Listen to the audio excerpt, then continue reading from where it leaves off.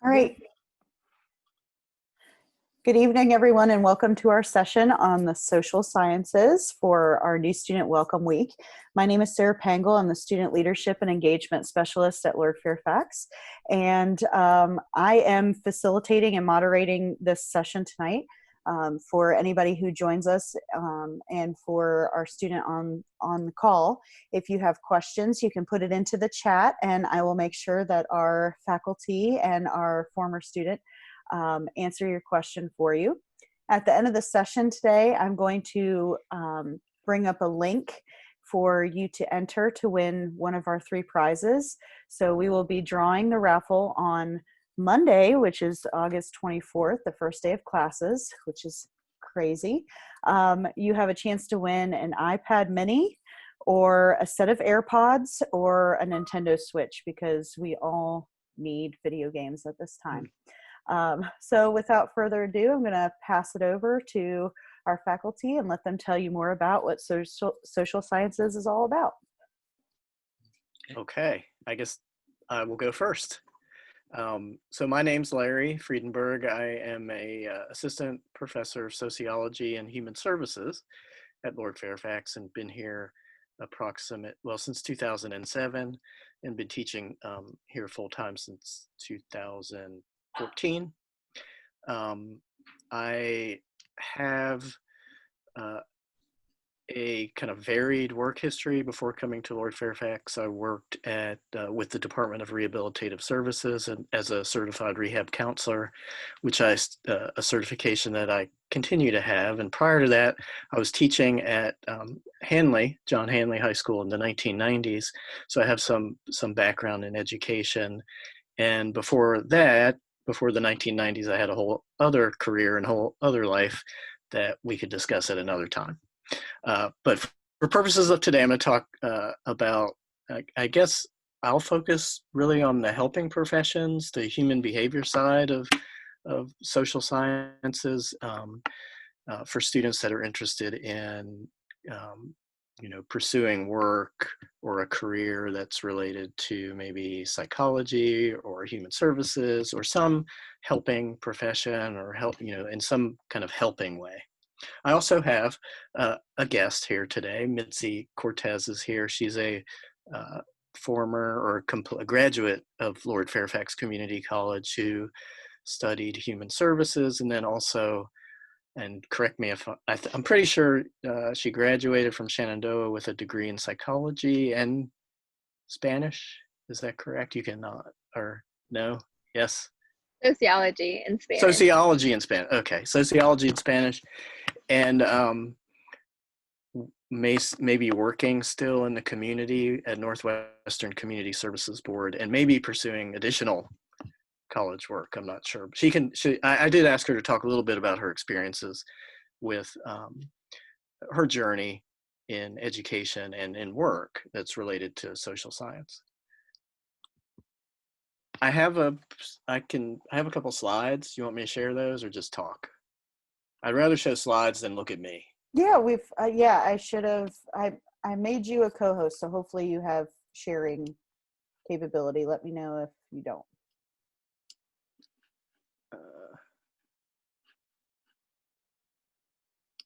Let's see. Oh, wait a minute. I do, and I'm there, able to share. I believe you should see a pathways slide. I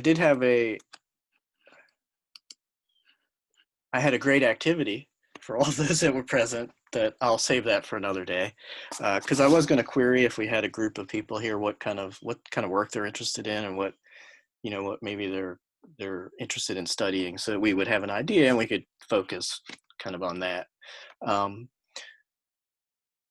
So when we're talking about helping professions, there's really a huge kind of variation in the type of work that people might pursue, or the type of education that students might kind of undertake or pursue. And what I wanted to kind of suggest is that it's important to take stock in whether you want to serve in a supporting role in your work or career or a professional or practitioner role, because the educational path can be very different depending on kind of the role or the work that you want to do.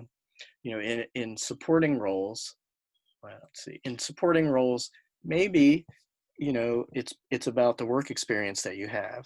It's about the maybe not so much as pursuing a bachelor's degree or a master's degree, but maybe an associate's degree, and then some experience in the community that can help you get work kind of in a supporting role. So where it's not necessarily a professional or a practitioner career or outcome, it's more in a support role where you're implementing plans or working directly with clients and implementing work that's designed by a professional practitioner.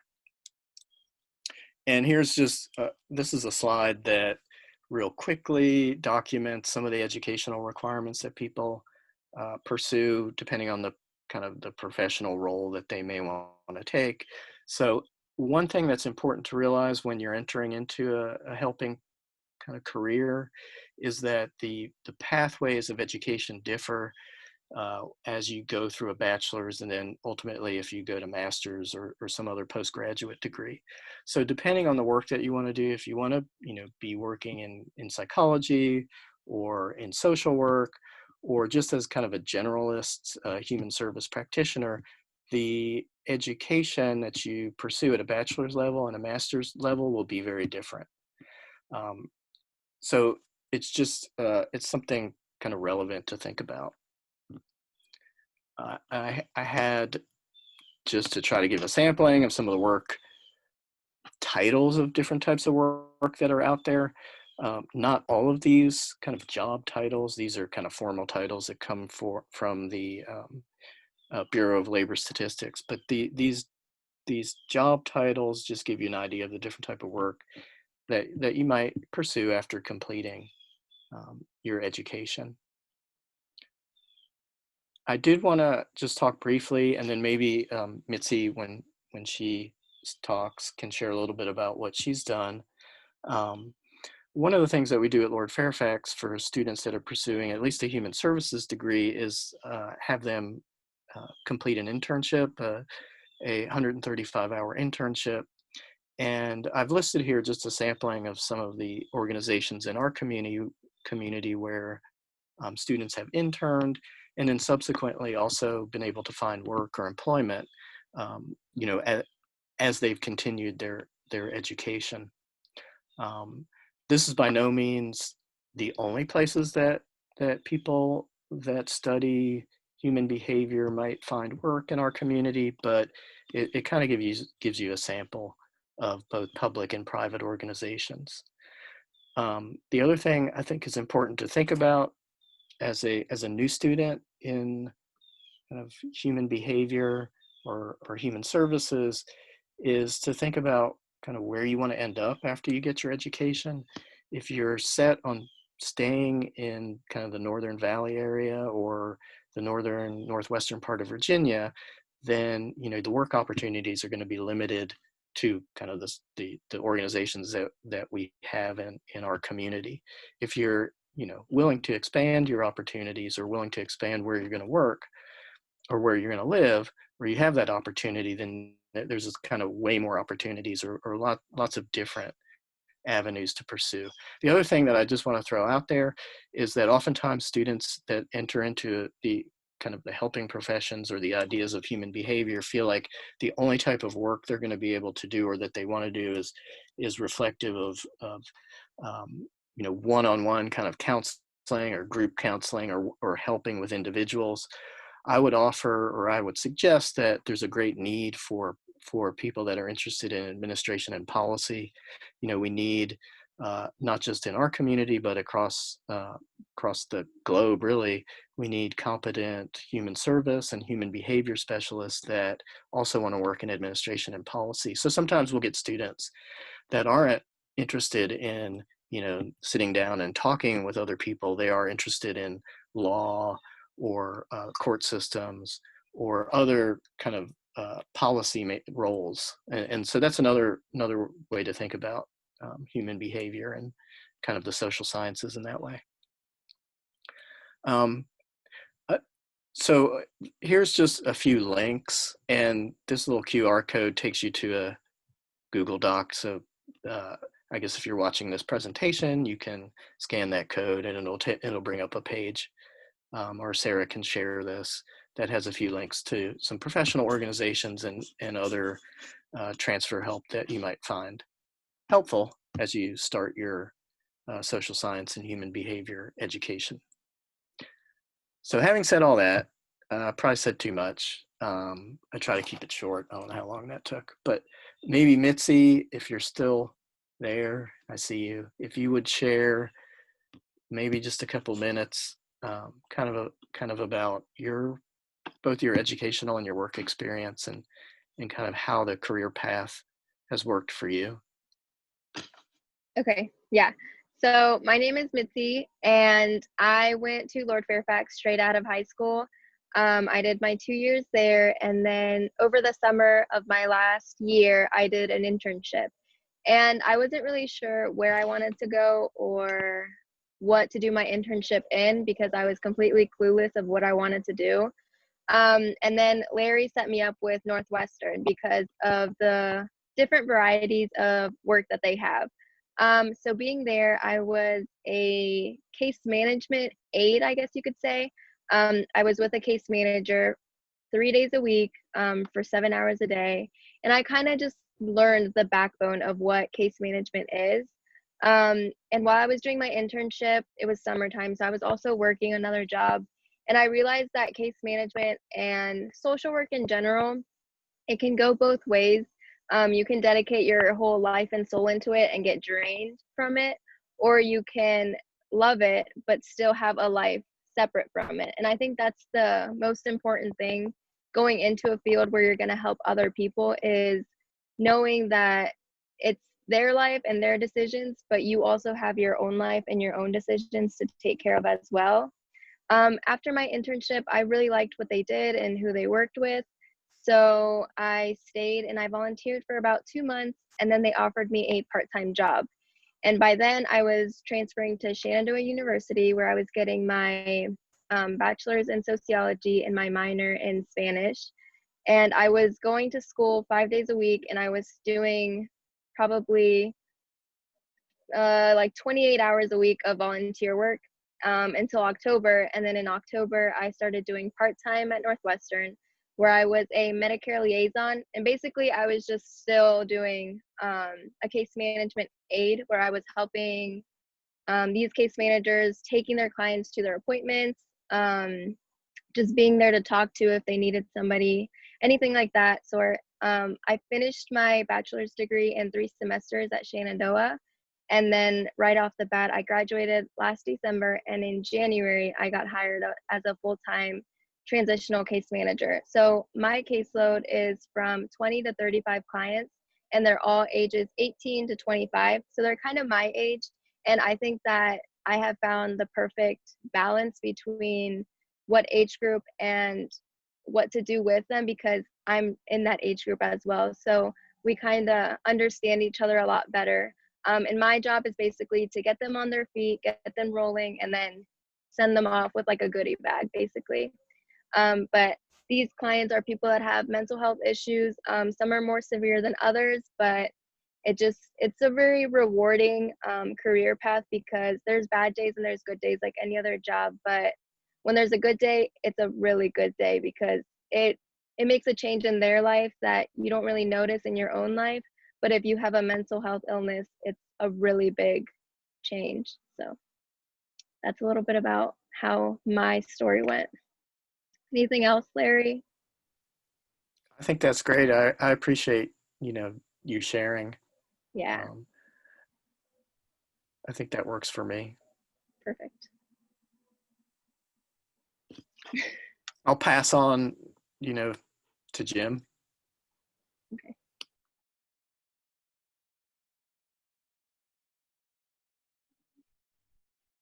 Okay, so I've been teaching at Lord Fairfax, just like Larry, for quite a while now. my background is economics, and I teach the Principles 1 and Principle 2 classes at Lord Fairfax. And there are requirements for the education degree and for the business degree. And they're one of the social sciences that you can take at Lord Fairfax, along with sociology and poli-sci courses that we have. And the way I like to think about the social sciences is literally you're trying to figure out a way scientifically to study us as social creatures. So it's not just the physical world out there or the philosophical world. There's also the social aspects, and each discipline in the social sciences has a different way of trying to capture that. And a lot of times people are confused when they think about economics because they think, okay, I don't know anything about economics, but it sounds like it's all about businesses, or they think it's all about stock markets or something like that. And really, it's about how there's this thing called scarcity.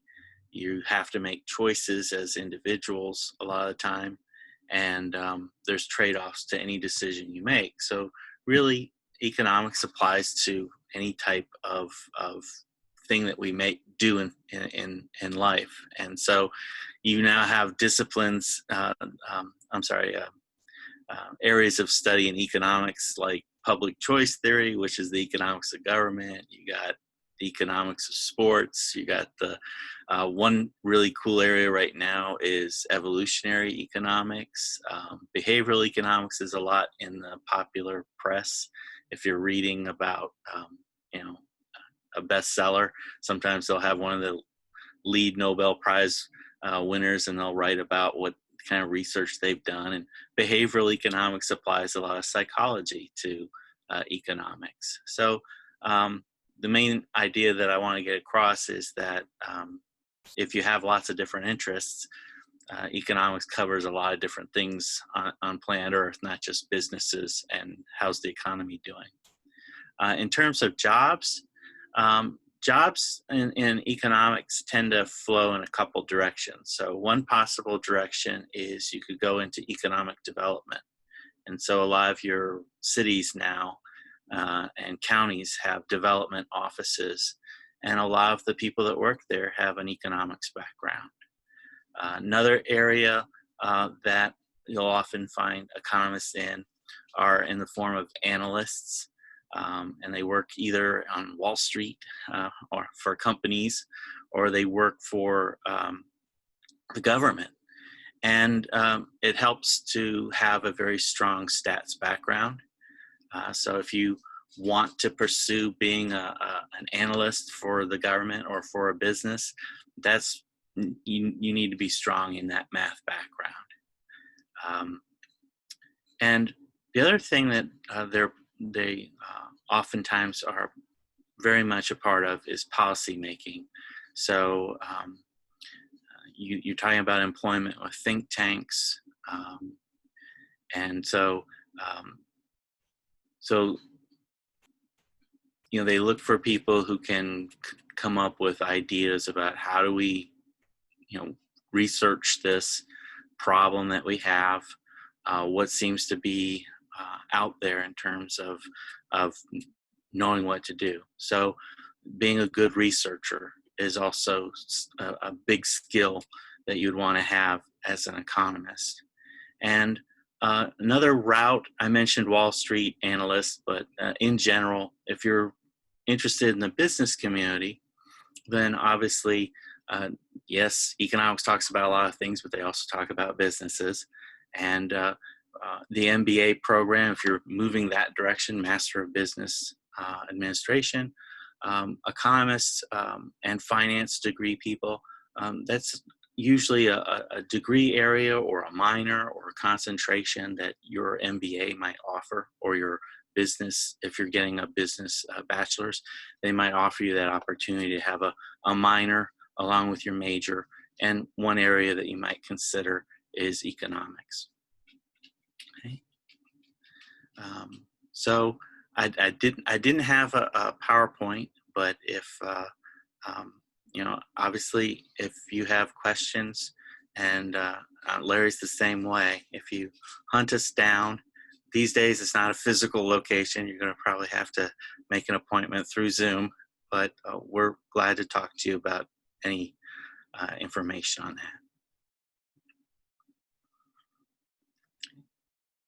Can I build on something that that really resonated with something you said resonated with me was I mean, I think there's lots of different, I guess, disciplines in social sciences, but one of the things I think they have in common is that they offer unique ways to kind of make sense of our social world, whether it's, sociology or geography or economics or whatever it might be.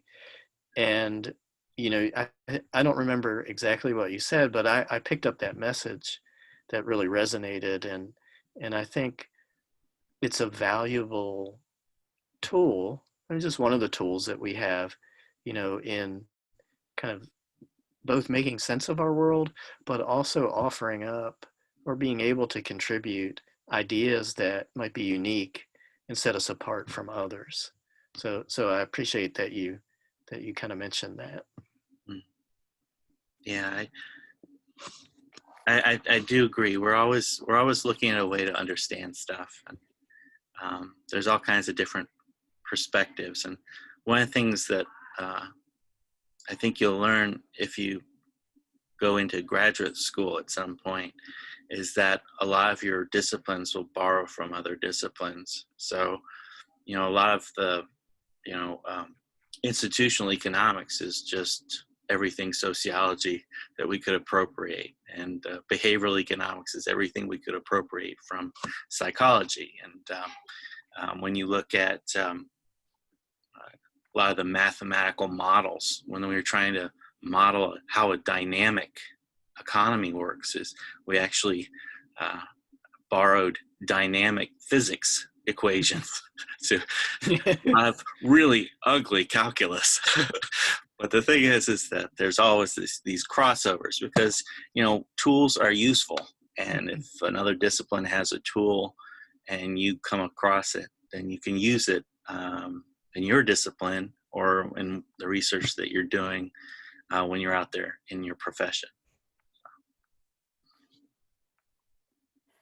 Could you all talk a little bit about what the fall is going to look like with COVID and everything being online, and what your classes are how they're gonna function? Well, we have the face-to-face Zoom classes, and we have the online classes. So, I mean, for the most part, the online classes are identical to what we had previously. I think the difference with the Zoom class is that we're using Zoom as the face-to-face component, and so we'll be able to communicate synchronously. So students will still have that ability. Also, we'll have Zoom for office hours, so if people need to communicate, and there's a whiteboard in Zoom, so if there's some difficult topic and we need to map out what's going on there, we have that functionality too.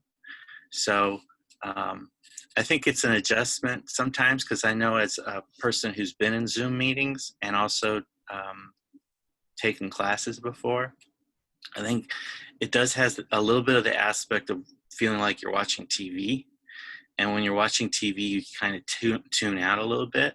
So I think you have to be like a little bit more extra mindful of the focus involved.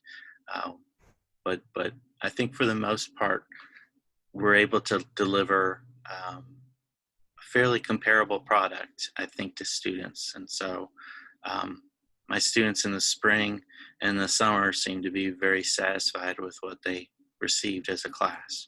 So. What about you, Larry? I mean, I think you articulated that well, and it reminds me of which is an economic principle, I guess, of rational choice, sort of like a rational, like the idea of the cost benefit analysis that Right. students might make. I mean, it's certainly different than, a face-to-face class.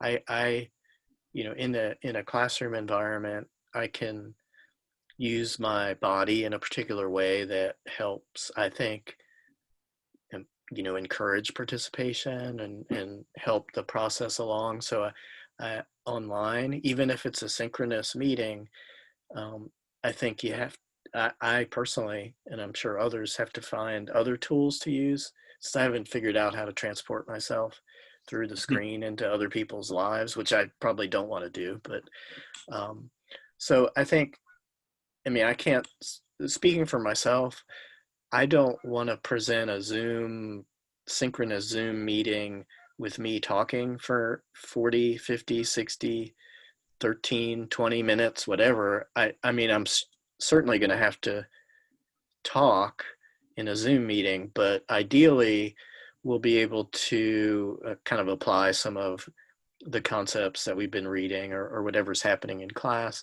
be able to, when we're together, at least for those few moments, we'll be able to ideally apply them in some particular way. At least that's my goal for the fall.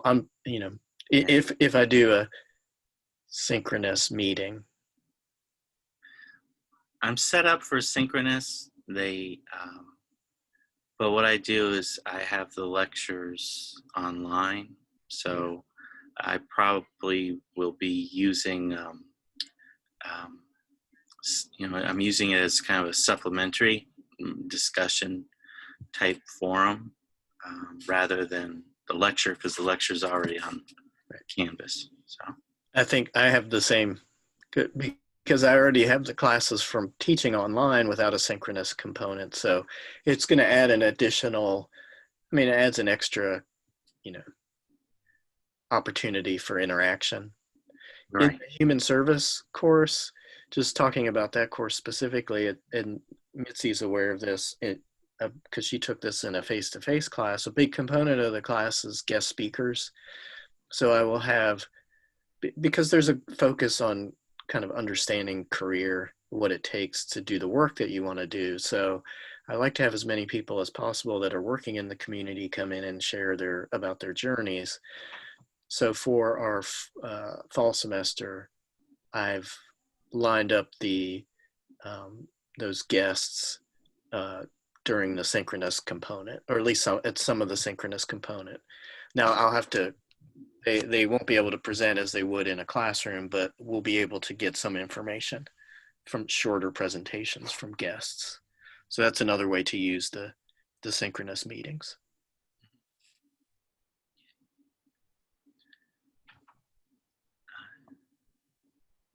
Now, Carolyn, are you there? Yeah, I'm here. Do you have any questions for us that you would like answered based on what you've heard so far?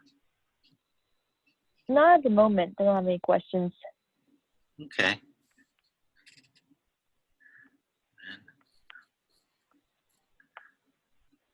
Okay, so Sarah, do you have any more questions for me and Larry?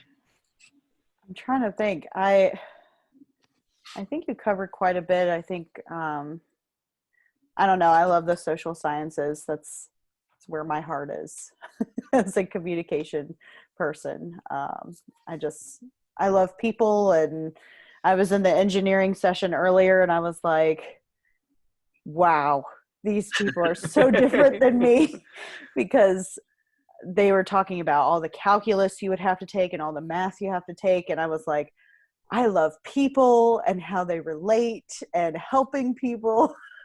And so it's interesting to be around the different career paths and learning about them, and knowing where you kind of fit, but knowing that you should branch out. And, you're talking about the interdisciplinary kind of way of things, where you kind of take from other disciplines and use what they've already built, for your own means. And that's how you grow your discipline. And so I was thinking about grad school when you were talking.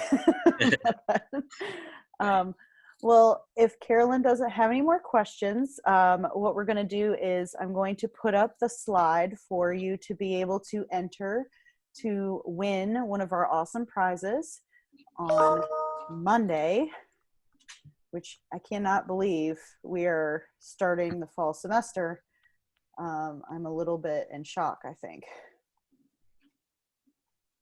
So, Yeah, one of the things about that cross-disciplinary approach is that I know, well, I valued the few times that Jim and I would pass in the hallways and talk about the different books that we were reading. I do miss some of that. Yeah, that is true. We don't have that through the current circumstances. Yeah.